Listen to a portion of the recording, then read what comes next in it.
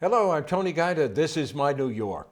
I want to tell you about a recent visit to a 42nd Street restaurant and the sublime treat that I sampled there. Music, live music. They smile, they go, they're gonna give me a whole lot of trouble. You're a word if their stage looking in their eyes. A jazz trio playing to a handful of diners at outside tables. The place dark, almost empty, but the music, this joyful noise, electrified a soul weary of months in which this simple pleasure has been forbidden.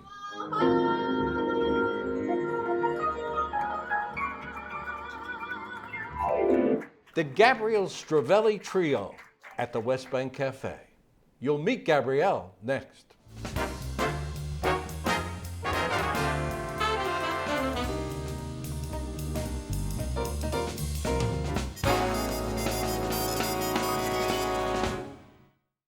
Gabrielle Stravelli, welcome to the program. It's great to see you. Oh, thank you for having me. It's good to see you too. Before we talk about how a kid from Staten Island built such a exquisite career, I want to talk a little bit about music as therapeutic. Um, uh, Billy Joel called it healing, an explosive expression of humanity. Talk a little about that. Yeah, what a beautiful way of saying that. I agree completely. I think that it's healing because music is the thing we turn to as people, when we want to celebrate, when we're sad about something, when we need solace, we play those sad songs that sort of let us feel our feelings and it's sort of cathartic. And so I think it's such a means of expression for so many people, and that's the other part of it. It really is this universal language. It's this thing so many people can find common ground through and bond over. It has a role in pretty much everybody's life. So The reason it's so much on my mind right now is, and I referenced it in the introduction, it was that is because that evening at the West Bank Cafe when I first met you and first saw you and the trio just playing, and I was in the same room, and tears hmm, came to my eyes. I'm just I'm not I. It was a wonderful emotion. It was music. It was terrific performance. It was live and in the same room. We were experiencing this together. You didn't know that I was there, but the way it's supposed to be, the way it was before COVID. That's why this is so powerful for me. yeah, thank you for those kind words. I it feels that way for the trio as well, as we're to perform for a live audience, feels really ecstatic for us. And I think it's like many, it's the fact that we are all together in one space, which we haven't been able to do in many, many months. And it's also like I don't mean to sound too woo-woo or anything, but it's the vibrations too of the music. We respond to that even when we don't realize it. That stuff feels good and is good for us. So I think it's all of those things make it feel so good to experience live music again after many months of not being able to do that. Yeah, and you told me, you made a point of saying at one point that you can't make music on Zoom. I mean, yeah, the three of you can set up a camera and record something and then send it out and we could all see it, but it's not the same thing. It's just not. No, because the exchange of performer and audience is a big part of the experience too. Yeah, And that, that can't be replicated. that's exactly it. And I felt it. I mean, what is it? 8, 9 months, and there I was in that room, and it came at me like a wave, and I just had tears in my eyes. Anyway, on that point of interaction, musicians themselves can't make it. Your piano. I think you told me your piano player Michael called you guys together. Let's be in the same room and make music. Maybe you should identify the members of the trio, and then let's talk about that. Sure. So the trio that you saw me with at the West Bank Cafe, that's myself with pianist Michael Kanan Hmm. and bassist Pat O'Leary.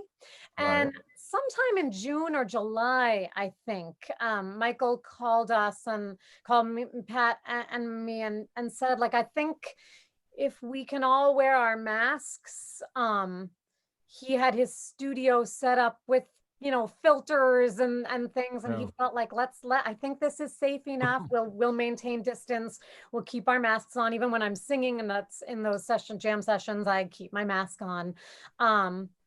But we tried it because we were craving that interaction, that live music thing so much. And we also, the three of us, know each other well and knew that we're really careful about hand washing, mask wearing. We're taking all the Yeah. precautions. So It's just wonderful that you're making music. The three of you are making music. The Gabrielle Stravelli Trio making music every Saturday night at West Bank Cafe, and of course, he can't pay you. The guy, the owner of the West Bank, he has no.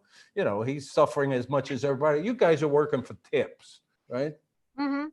I mean, well, we're there, we're getting tips, but we're not working for the tips even. We're Right. we're Yeah. truly, I mean, we're there for two things. I mean, the experience of making music together, getting to do what we love to do and what we Yeah, want. I'm sorry, poor Oh, phrasing on my no, part. I It's know not you. why you didn't go there. 'Cause, oh, we can make $80 tonight. That's yeah.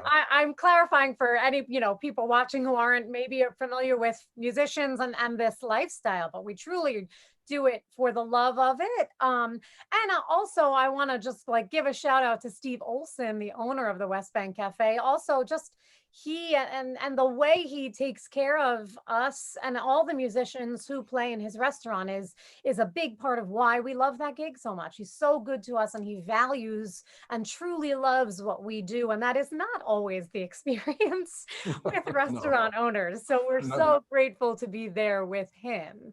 Yeah. Well, let's take a look at some of the work the trio did at Michael's place in Brooklyn. Great. And you recorded. This is one of the lovely pieces, day in and day out. Great. Let's take a look. Come rain, come shine. I meet you when I mean that day is fine. And then I kiss your lips.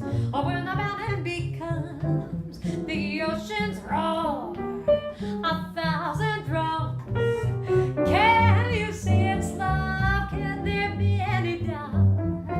Oh, when there it is, day in and day out. Yeah.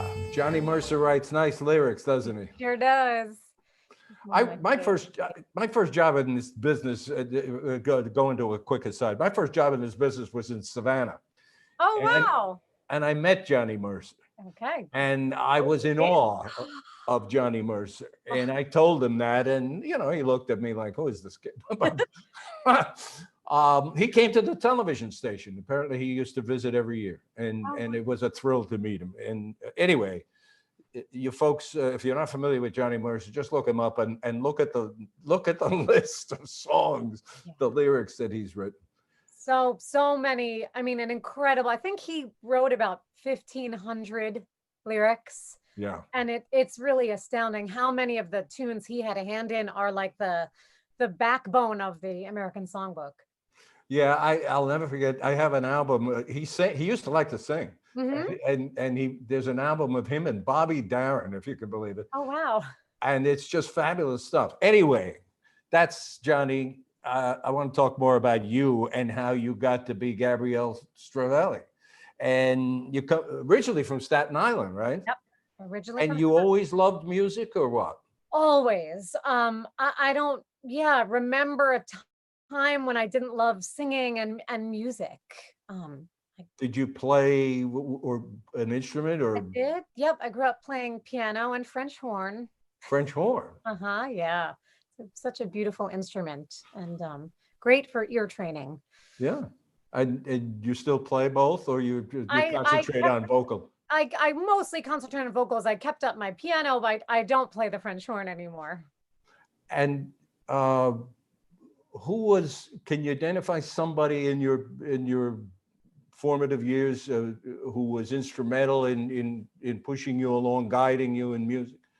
Well, I have to thank both of my parents for being really supportive. They were not musicians, didn't really know anything about that world, but I think it was my love for music and singing was really clear, and I'm lucky. I never had any of, this like, you need to be a doctor, you need to get a real job. They were always just truly supportive of me wanting to pursue music. So, they drove me to lessons and let me get involved in community theater and all of that stuff. So they really were instrumental in guiding me along, doing what I wanted to do and love to do. And your bio says you majored or you went to University of Cincinnati Conservatory of Music.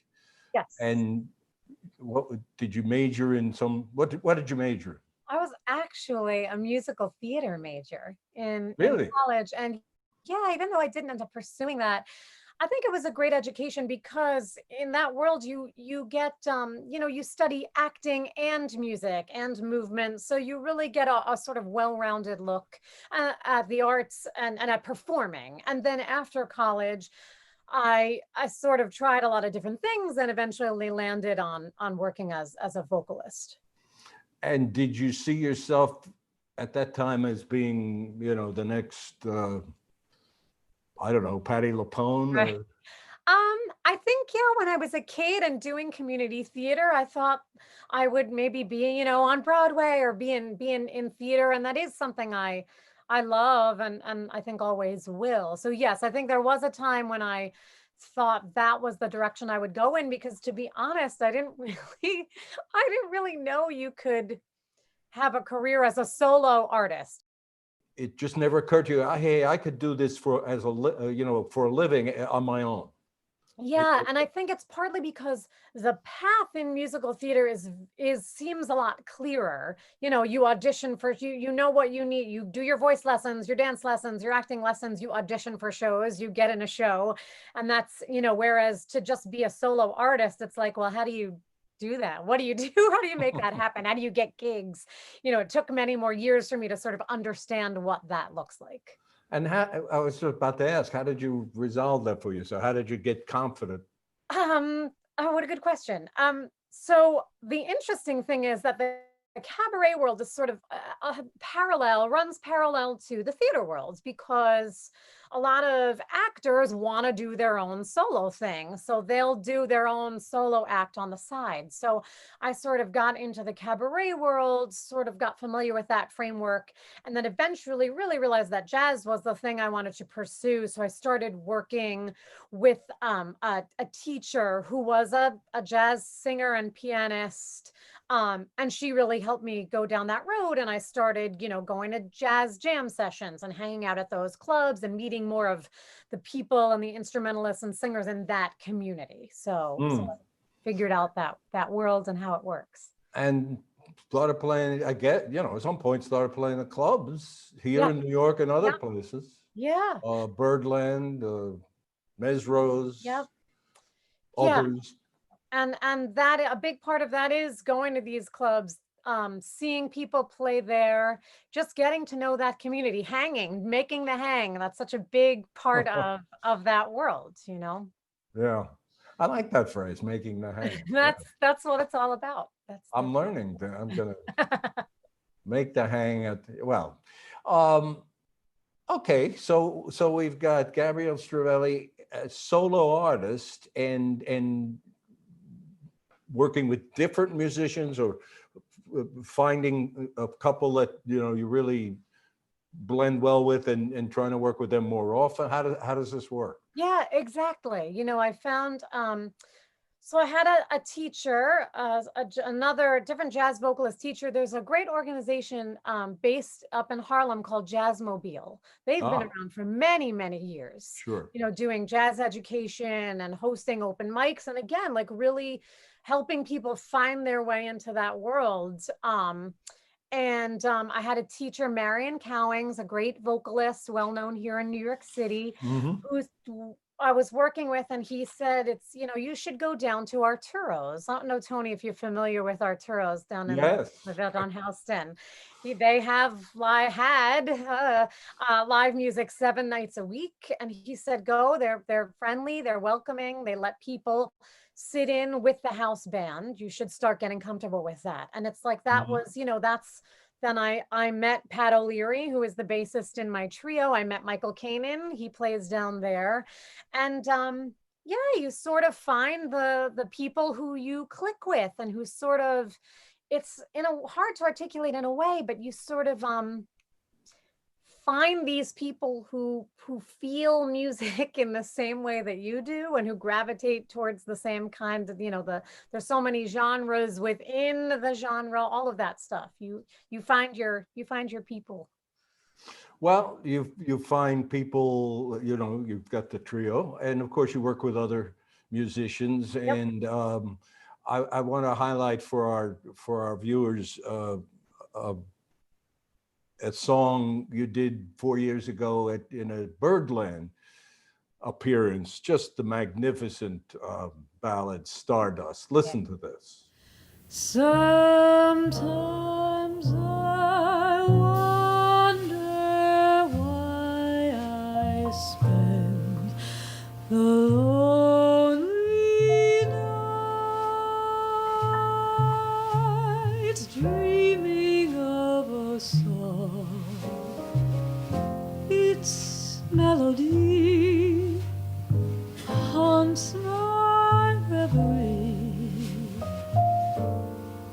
and I am once again with you. Gabby, that is just gorgeous. That Thank is you. gorgeous. It's Hoagie Carmichael and what's his name, Mitch Parrish. Mitchell Parish. You Yeah. know, if they were around today, they'd come over to your house and give you a big kiss. For that. Well, and I would return it because it's, you know, they wrote a perfect song.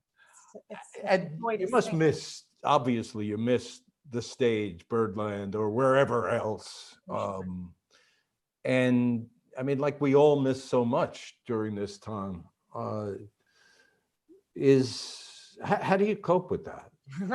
I think that I'm trying to use this time, you know, we're trying to make the best of it. That there's no way of painting it as a completely positive situation, obviously, but I'm trying to use the time to work on new tunes, write new lyrics, work on my piano skills and musicianship skills, and keep up the, you know, the work, have sessions with the different groups that I work with, sort of stay in shape, you know, musically, vocally, so that when we can really get back into performing more regularly, I don't feel like I haven't done it in so long. So trying to use the time in a way to get to those things sometimes that I don't have as much time to get to when we're on the road a lot and everything is going, you know, full speed ahead. I want to point out to the audience and emphasize that you're not just a vocalist, you're a songwriter, and you've been writing songs, what, since you were a kid? Well, yeah. I mean, I don't know how good those songs were, but yeah, that was something I always liked to do. And I think in high school, I was writing very angsty, probably terrible poetry. But there's also a tradition in jazz of vocalists writing lyrics to existing instrumental solos or existing melodies. So that's sort of part of the tradition of jazz vocalists, which I think is very cool. Yeah. Well, I want to show the audience some of your work. I think it's called what? Messing Around? Yes. Yep. All right. Lyrics by Gabrielle Stravelli. Here it is. Every night at sundown, we go strutting all around town, 'cause my man is some kind of wonderful, and he ought to know I ain't messing around. Wanna show him I care, make him feel like a millionaire. found him. I don't think of no one else. No, there ain't no other man who can compare. And who wrote the music? Michael Kanan, the pianist Oh, in the great. trio you saw, is the composer of that tune. Great, great. You know, you're much more than what I've been talking about here, vocalist and songwriter. You're a teacher. You have an online music show called The Early Set. You've traveled all over the world. You're a vocal teacher for the National Young Arts Foundation. Let's talk about some of this stuff. How do you find time for all of this? I like to be busy. You know, I have a lot of energy naturally, so I like to be going full steam ahead. Yeah, the teaching, really, I got into teaching more when I started doing these tours with the State Department's American Music Abroad program. Mm-hmm. So American Music Abroad it used to be called Jazz Ambassadors. It's a program that's been going on since the 40s. Louis Armstrong was the first jazz ambassador that the State Department sent out. You know, they send bands throughout the world to share jazz and different forms of American music, and also to have that cultural exchange, to sort of collaborate with musicians in the country you're visiting, and learn some of their folk and traditional music. And you're not just performing, you're also teaching. So when I started doing those tours, I don't think I thought of myself as a teacher, but I had to do these master classes, and I found that I really loved it. I'm enthusiastic about the music, and I love working with other singers and instrumentalists and getting into the nitty-gritty aspects of technique. And I think teaching is so great because you really do learn so much through having to articulate things and, you know what I mean, and demonstrate Sure. to the people that you're working with. Well, where have you been? I mean, some of this, what used to be called Jazz Ambassadors and is now called what? American Music Abroad. And where have you been? So we've been to Moldova, Azerbaijan. We've been through Southeast Asia. We've been to Pakistan. We've been to South America, Slovenia, Malta. So we've really been to a lot of places throughout the world. And just give me a snapshot. So you're in, let's say, Pakistan or one of these countries. Now you're there for what, a week, 2 weeks? It varies. It varies. Sometimes, like that first tour we did, that was a month-long tour, and we did a different country every week. So it was just I know, jet lag, like, woo. Unbelievable. Whereas the Pakistan tour was a 10-day tour. Southeast Asia, we were out for almost 2 months, I think. So they can really, really vary in length of time. And is language a barrier? I mean, you're talking about teaching, master classes in vocalizing, I guess. Yeah. It depends. We generally, sometimes we're visiting countries where, because of colonialism, people speak English in certain areas. Sure. In certain countries, no, they really don't. And we generally, either way, will have a translator with us. And give me an idea what the reaction is like. The I guess young people who are hoping to build a career, whether they're in Pakistan or Moldova or South America.